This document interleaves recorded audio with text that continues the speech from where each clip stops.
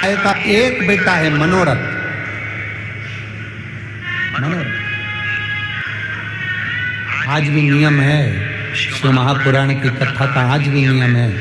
गौशाला में 100, 150, 500, 50 कितनी भी गाय हो, उस गाय में से एक गाय का बछड़ा हो और उस बछड़े का नाम मनोरथ रख दिया जाए और उसको गौशाला में या अपने यहाँ पर उस मनोरथ बैल को, मनोरथ नंदी को, मनोरथ बछड़े को अपनी गौशाला में रखा जाता है, तो उस गौशाला में कभी मनोरथ कम नहीं होते, वहां मनोरथ बढ़ते चले जाते हैं। आज भी पुष्टि मार्ग में, वैष्णव संप्रदाय में, हमारे यहाँ वारकरी संप्रदाय के अंतर्गत हो, वैष्णव संप्रदाय के अंतर्गत हो, शैव संप्रदाय के अंतर्गत हो, जिस संप्रदाय के अंतर्गत हम देखते हैं तो वहां कहते हैं आज क्या है, आपके यहाँ मनोरथ है। क्या है? भगवान का मनोरथ है। मनोरथ नाम आया कहां से? ये भगवान शंकर जब समुद्र मंथन हुआ, उस मंथन में जो 5 गाय निकली, उस 5 गाय में से एक गाय थी बहुला। उस बहुला गाय के बेटे का नाम था मनोरथ। बहुला गाय अपने बेटे मनोरथ को दूध पिला रही थी।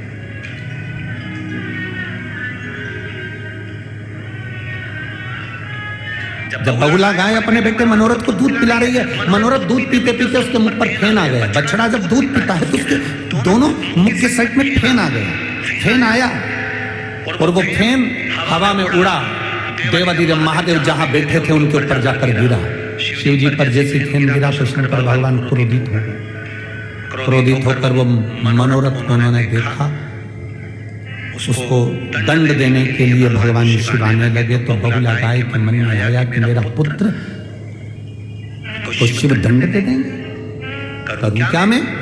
बहुला गाय को लगा मैं करूं तो करूं क्या। बहुला गाय ने उसी समय पर एक तेज श्वास खींची और बहुत तेज श्वास खींचकर बहुला गाय भगवान शंकर को निगल गई। शिव जी को निकल कर उसने अपने गर्भ में धारण किया।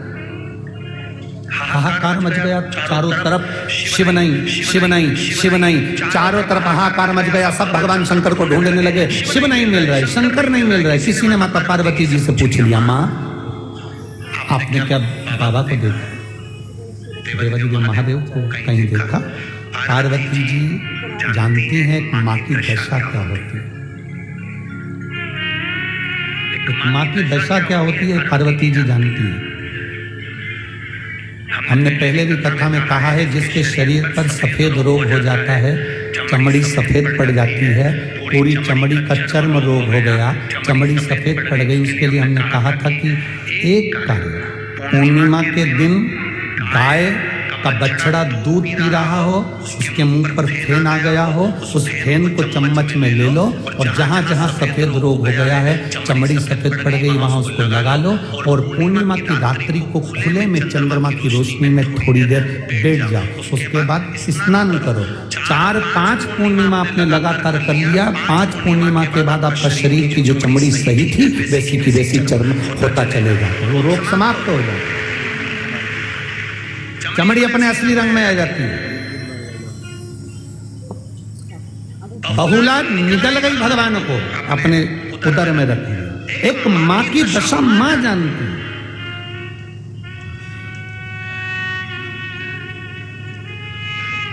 शिव जी को 2 माताओं ने निगला है। भगवान शंकर को 2 माता निकल गई थी। देवाधिदेव महादेव को 2 माताएं निकली हैं। एक अभी आपको नाम बताया, क्या नाम था? जम के बोलो जरा, जम के। बहुला गाय, गौ माता। दूसरे नंबर पर है पार्वती माता। दूसरे नंबर पर कौन है? माता पार्वती। जब भगवान गणेश जी महाराज ने आकर कहा, मां बहुत तेज भूख लग रही है, कैलाश पर जितना अन्न था वो लंकाधिपति रावण लेकर चले गए। सदानंद कार्तिकेय जी आकर कहते, माँ बहुत भूख लग रही है। माँ की आंख से आंसू बह गया, मेरे बच्चे भूखे हैं। जया, विषहरा, शामली बारी, दौतली, देव, शंकर जी की 5 लड़कियां सामने आकर खड़ी हो गई, माँ भूख लग रही है। अशोक सुंदरी आई, शंकर जी की 6ठी लड़की, उसने कहा माँ भूख लग रही है। माता ने हाथ में जल लेकर शिव जी को समर्पित करा। पार्वती जी ने शंकर जी के नेत्र ना खुले। बाबा के नेत्र ना खोले। पार्वती को लगा मेरे बच्चे भूखे रह रहे हैं, रो रहे हैं बच्चे, बिलख रहे हैं बच्चे, और भूख के मारे एक माँ अपने बच्चे को बिलखता हुआ नहीं देख सकती। माँ ने भगवान शिव को उठाना कहा, बाबा उठो तुम्हारे बच्चे भूखे हैं। क्योंकि ब्रह्मा ब्रह्म लोक में रहते हैं, भगवान विष्णु वैकुंठ लोक में रहते हैं, मेरा महादेव मृत्यु लोक में रहता है। पृथ्वी पर जैसे आपका घर है वैसा मेरे महादेव का घर है। पृथ्वी पर रहता मेरा शिव है। पृथ्वी के लोगों की दशा को मेरा शंकर समझता है कि इसको दुख क्या है, क्योंकि वही समझेगा जो तुम्हारा करीबी होगा, वही समझेगा जो तुम्हारे पास में होगा, वही समझेगा जो तुम्हारे नजदीक में होगा। ब्रह्मा ब्रह्म लोक में है, भगवान विष्णु वैकुंठ लोक में है, भगवान शंकर मृत्यु लोक में है। तुम्हारे घर के पास में जो रहता है वो तुम्हारी घर की दशा को अच्छे से जानता है, तुम्हारे पास में जो रहता है वो तुम्हारे मन की दशा को अच्छे से जानता है। मेरा महादेव मृत्यु लोक में रहता है, इसलिए हर एक व्यक्ति के मन की दशा को मेरा महादेव जानता है, हर एक व्यक्ति के। बोल बम का नारा है, बाबा एक साथ हर एक व्यक्ति के मन की दशा